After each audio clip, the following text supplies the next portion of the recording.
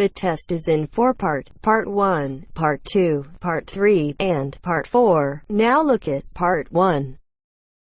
Part 1. There will be time for you to read the instructions and questions, and you will have a chance to check your work. All the recordings will be played once only, and you will hear a conversation between two people talking about insecticide. First, you have some time to look at questions 1 to 5.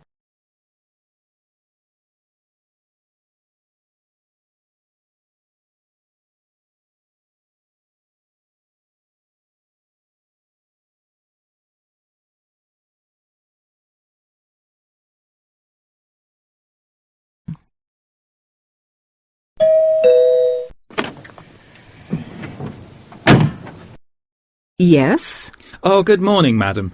I'm from Pestaway Market Research. I'm doing consumer research in this area.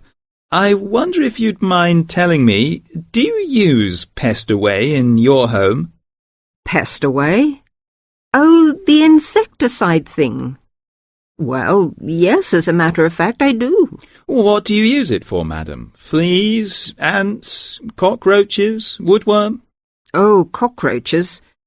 This is an old house, you see, and we often get cockroaches in the kitchen. I tried scrubbing and disinfecting, but it didn't seem to do much good. And then I heard a commercial about Pestaway, so I thought I'd try that. Was that on TV? No, it was radio, one of those early morning shows. You heard it advertised on the radio? Fine. And you say you use it in the kitchen. Do you use it anywhere else in the house? In the bathroom, say? Oh, no. We've never had any trouble anywhere else. We get the odd wasp in the summer sometimes, but I don't bother about them. It's the cockroaches I don't like. Nasty, creepy, crawly things. And you find Pestaway does the trick? Well, yes, it's quite good. It gets rid of most of them. How long have you been using it, madam? Oh, let's see. About 2 years now, I think. About 2 years. And how often do you find you have to spray?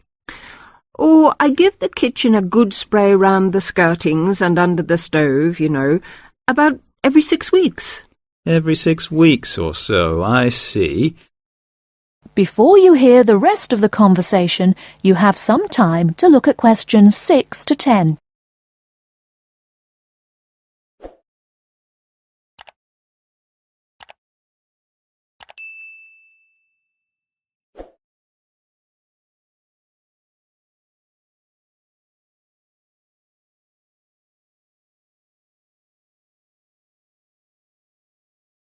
Now listen and answer questions 6 to 10.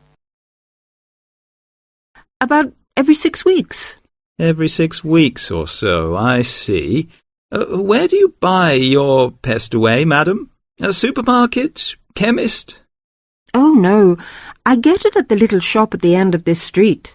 They stock practically everything. It means taking a bus if I want to go to the supermarket. Well, thank you very much, madam. Oh, could I have your name, please? Mrs. Edgerton. Mary Edgerton. That's E-G-E-R-T-O-N. E-G-E-R-T-O-N. And the address? The address is 12 Holly, Peterford. 12 Peterford. And may I ask your age, madam? Oh, well, just put down I'm over 50. As you like, Mrs. Egerton. And occupation? Housewife? Well, I used to be a telephonist before I married.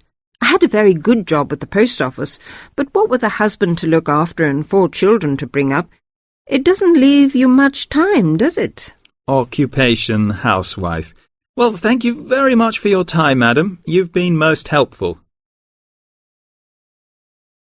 That is the end of Part 1. You now have half a minute to check your answers.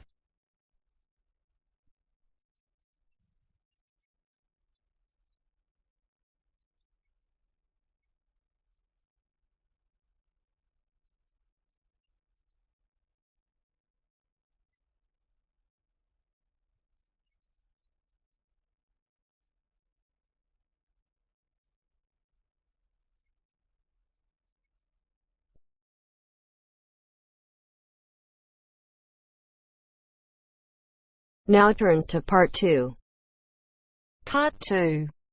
First, you have some time to look at questions 11 to 16.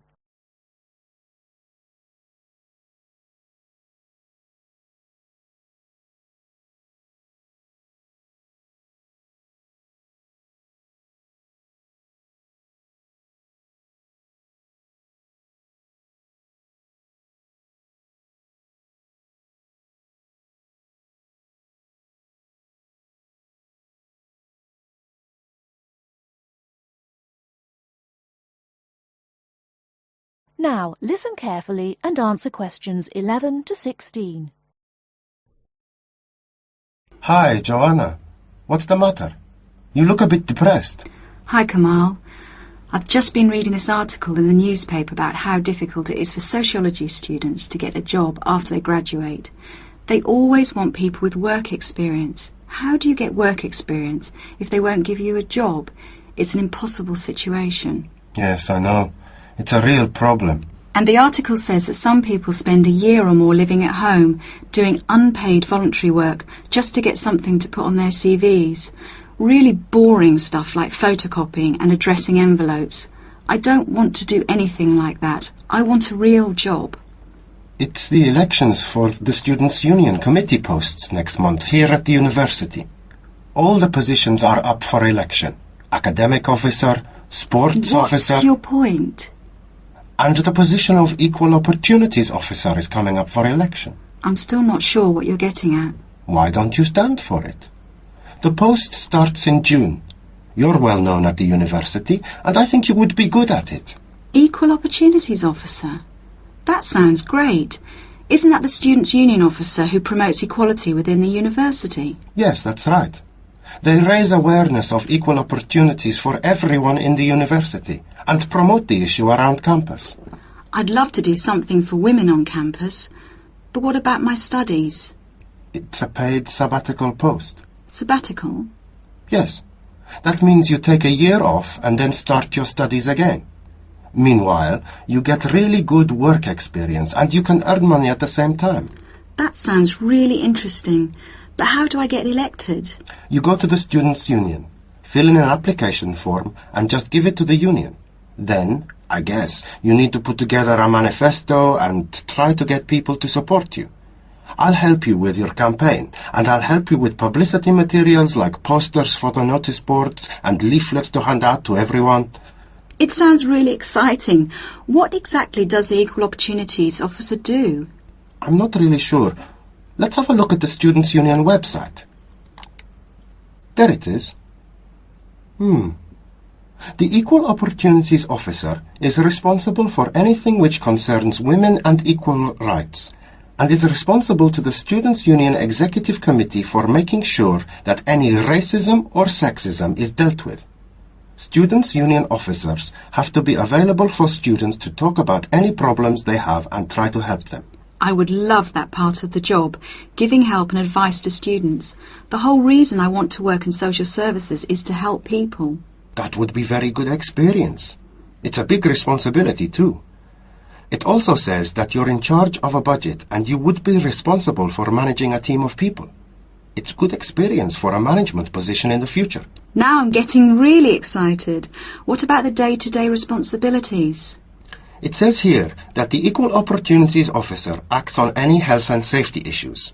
The Equal Opportunities Officer represents all the students on university committees like the Safety Committee and the Equal Opportunities Committee. Lots of meetings then. I don't think I would enjoy all those meetings quite so much. My first aid certificate might be useful for safety issues. Very useful. And you would supervise the running of the creche, make sure that students with young children have access to childcare, that sort of thing. Oh look, the Equal Opportunities Officer also has responsibility for the university bus service. Perhaps I could even get it to run on time. No, don't be too ambitious. We have to get you elected first. Let's take a walk to the union office. Maybe we can meet the Equal Opportunities Officer and talk to her about the job. Great, let's go.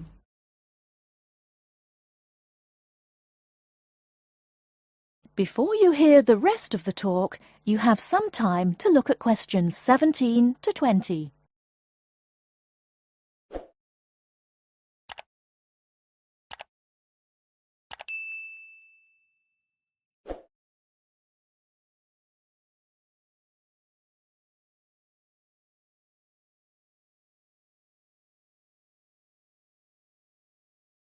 Now listen and answer questions 17 to 20.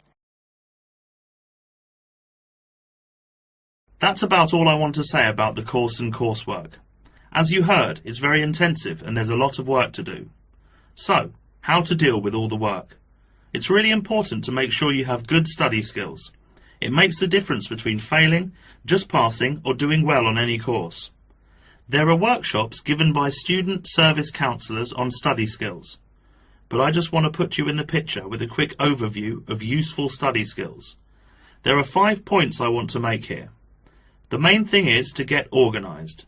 The first thing you need to do, as soon as you get your timetable and reading list, is to draw up a plan of study. Time management is what all students are bad at. Unfortunately, it's what they need to be very good at. Make up a timetable and put in all the things like lab work, lectures, seminars and tutorials that you will attend. Make a note of exactly what work you will do for each of your courses. Where do we get that from? Your lecturer will tell you exactly how you will be assessed at the end of the course. Make sure that you add in time for reading, preparing seminars and so on. Put deadlines into your study plan and put these deadlines into your computer to remind you when they are. With deadlines you need to be realistic and know yourself. Are you the kind of person who leaves things to the last minute? If you are, make sure you remind yourself about deadlines well in advance. Don't leave things to the last minute. That sounds like me. Aim to have a balanced life of academic work, a paid job if you need one, and social activities. As a rough guide, you should be doing 40 hours of academic work per week, and 5 to 15 hours for a part-time job, no more. The second point is don't be late or miss lectures.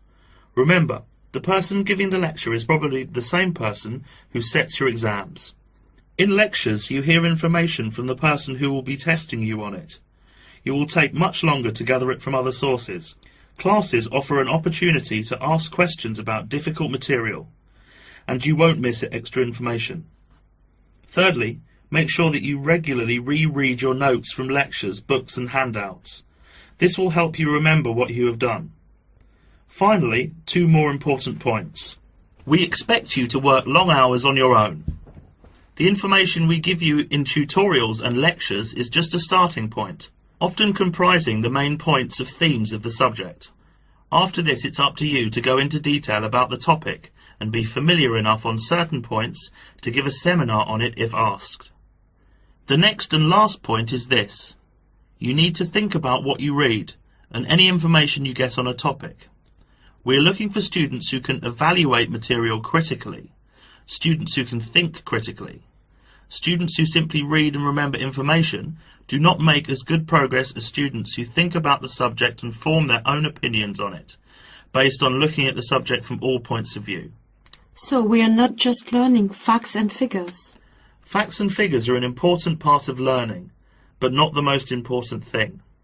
It's what you do with them that is critical.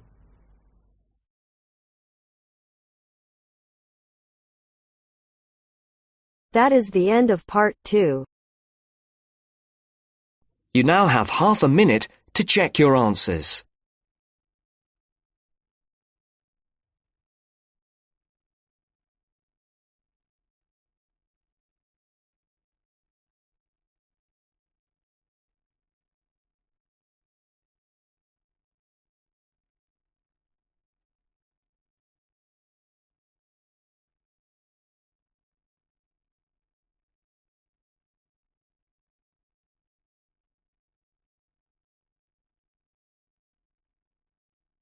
Now turns to part 3.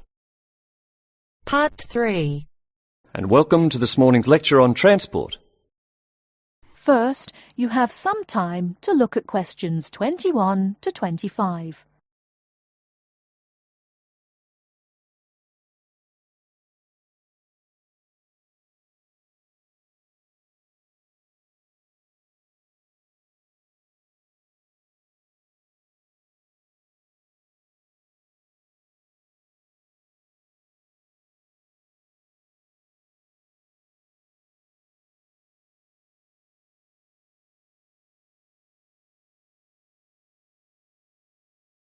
Now listen carefully and answer questions 21 to 25.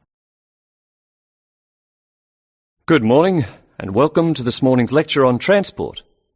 What I'll be doing today is comparing forms of transport in different countries to see how forms of transport are affected by factors such as geographical landscape and economic development. My focus will be on countries in South America, Europe and Asia. The first country I'd like to look at is Colombia, which is in South America. This is a country where geography plays an important role. Due to the huge amount of mountains and forests in this country, travelling by air is crucial. I don't know if many of you realise this fact, but Colombia was the first country to establish a commercial airline, and in so doing they made aviation history. Today, there are more than 400 airports in Colombia for domestic flights, which highlights the point I made earlier that air travel is a vital means of transport in this country. Colombia also has a road network of about 48,000 kilometres, linking Colombia to Venezuela and Ecuador. Transport by road is important for trade as well as tourism. Apart from this, there is also a railway system, but it is in need of modernisation. The other means of transport is by steamers, with the Magdalena being the main waterway. Now let's turn to Colombia's neighbour, Venezuela. Once again, we see that internal flights are an important means of transport, as like Colombia, Venezuela has remote areas where flying is the easiest means of travelling from A to B. Trains are not popular, and most of the railway lines are in the highlands, as this is where the iron ore mines are. Trains are an efficient means of transporting the iron ore from the mines to the factories. Thus we can see how transport and the economy are interrelated. Ships are also used extensively in this country, and there are many ports, the main seaports being Puerto Cabello and Guanta. Turning now to Europe. Belgium is a country that boasts one of the most compact railway systems worldwide. Inland waterways, or canals, are also an important means of transport, transporting both freight and people. Belgium also has the third largest seaport in the world, namely Antwerpen. Air travel is also important, although this is not linked to geographical terrain, as is the case in the South American countries we've already looked at. Next, I'd like to look at the United Kingdom. Like Belgium, the UK has inland waterways around 4,000 kilometres, yet only about 17% of these are used for commercial transport. The main inland port is Manchester, and the chief seaport is London, with Southampton taking second place. Air travel is extensive in this country, and there are around 150 airports, the most famous being Heathrow. However, about 90% of passengers in the UK travel by road.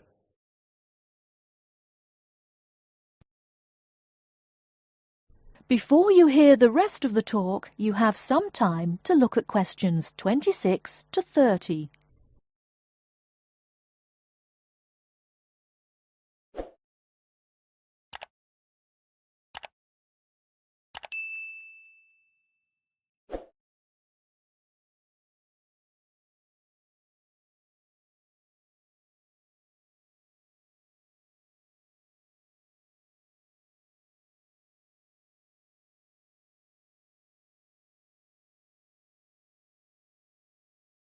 Now listen and answer questions 26 to 30. Finally, I'd like to look at two Asian countries. China is a country which reveals how geographical size affects transport development. Roads and railways are widely used, and this has led to a huge amount of bridges being built, such as the Yangtze Bridge, which is probably the most widely known. The Yangtze Bridge is 1.6 kilometres long and is built on two levels. The upper tier is for cars and pedestrians, while the lower is for trains. Railways are especially important, and over 80% of freight and passengers are transported by rail. With such a high proportion of people using trains, it is not surprising that governments in countries like China are prepared to invest in the railway system.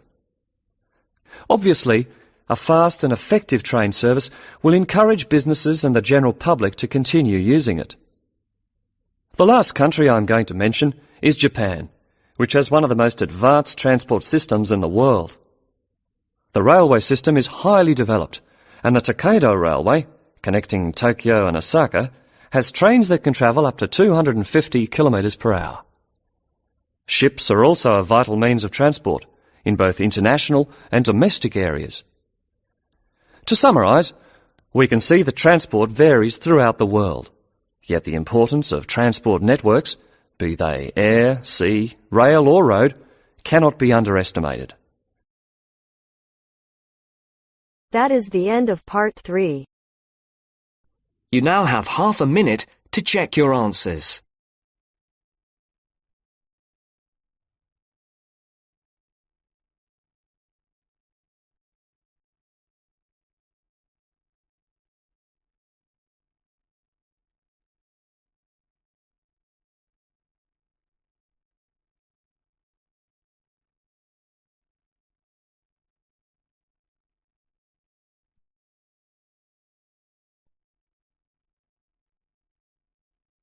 Now turns to part 4. Part 4. You will hear part of a lecture about how adults and babies communicate. You should answer the questions as you listen, because you will not hear the recording a second time. First, you have some time to look at questions 31 to 40.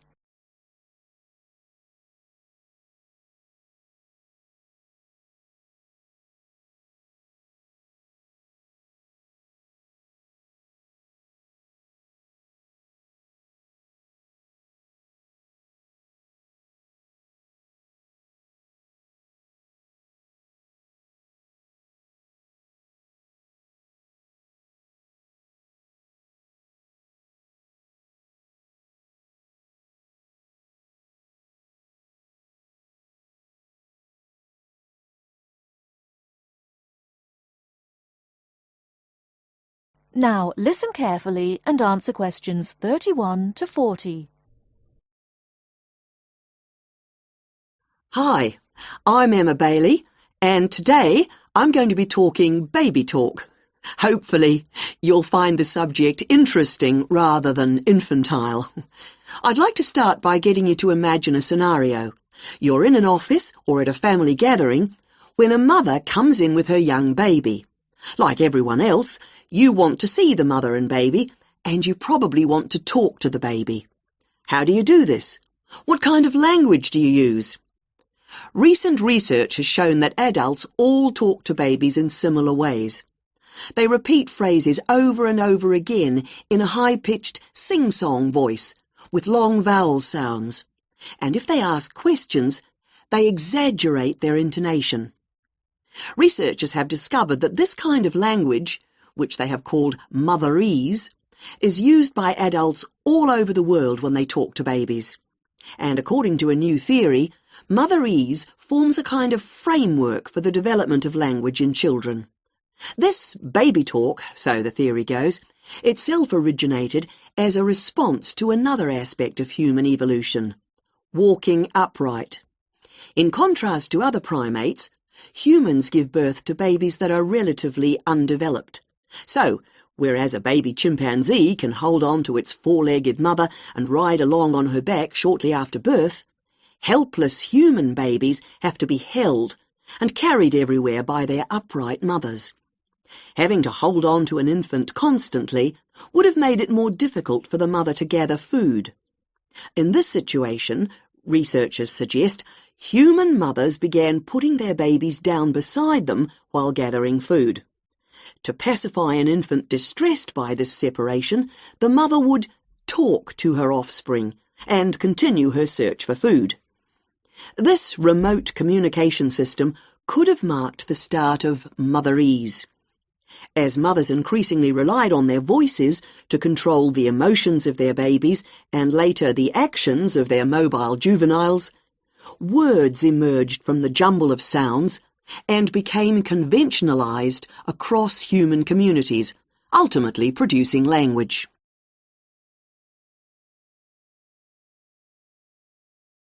Not all anthropologists, however, accept the assumption that early human mothers put their children down when they were looking for food. They point out that even modern parents do not do this. Instead, they prefer to hold their babies in their arms or carry them around in slings. They suggest that early mothers probably made slings of some kind, both for ease of transportation and to keep their babies warm by holding them close to their bodies. If this was the case, they would not have needed to develop a way of comforting or controlling their babies from a distance. It's not only anthropologists, but also linguists who challenge this explanation for how language developed. They say that although the motherese theory may account for the development of speech, it does not explain the development of grammar. Nor, they say, does it explain how the sounds that mothers made acquired their meaning. Most experts believe that language is a relatively modern invention that appeared in the last 100,000 years or so. But if the latest theory is right, baby talk, and perhaps fully evolved language, was spoken much earlier than that. We know that humans were walking upright 1.5 million years ago. This means that mothers may have been putting their babies down at this time and communicating with them in motherese. We can be sure that this is not the end of the story, as anthropologists and linguists will continue to investigate the origins of this most human of abilities, language. That is the end of part 4.